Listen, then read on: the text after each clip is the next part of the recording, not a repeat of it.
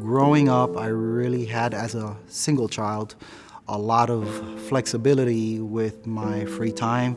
I pretty much did what I wanted to. So I started hanging around with the wrong crowds, and I feel like they influenced me to drugs, to stealing, at a very young age, all of this. Had my first disciplinary action in school when I was kicked out for selling drugs, and my father at that point made a decision that I needed to go into the workforce.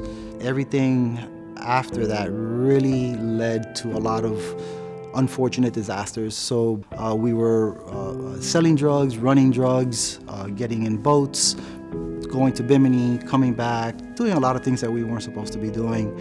I went to prison, and we've seen the movies just like that. As a young man, they line up, they wait for the new convicts to come in, they hoot and chant at you, and at the age of 19, I didn't know what was coming forward for me, but let's just say that God had a plan, and He was with me all the time. He protected me. So just to give you an idea, I ended up doing 27 years in prison. After the first 10 years, I realized that education played a big role. In the next 10 years, I obtained multiple vocational technology certifications.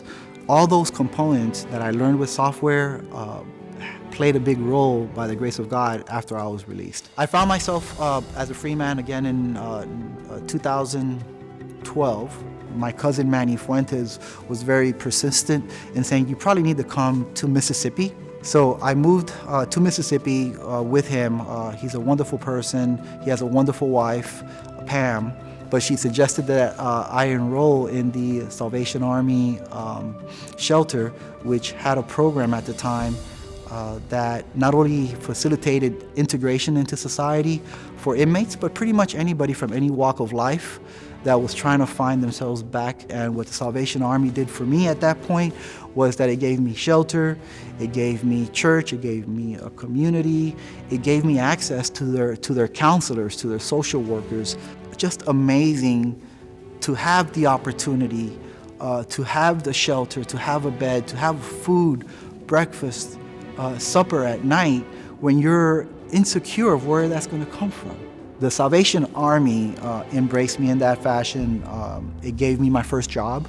I was sorting through clothing donations. After 11 months in the shelter, I had enough money saved up through the program to get my own place. Super proud. I have a beautiful child, a beautiful wife. My wife and I, we have a small business.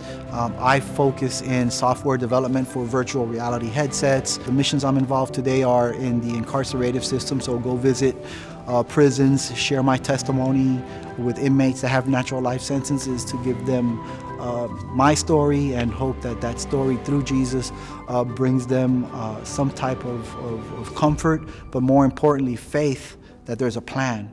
And sometimes we don't know what that plan is, but it may well be the Salvation Army being that plan to bring you back home to Him.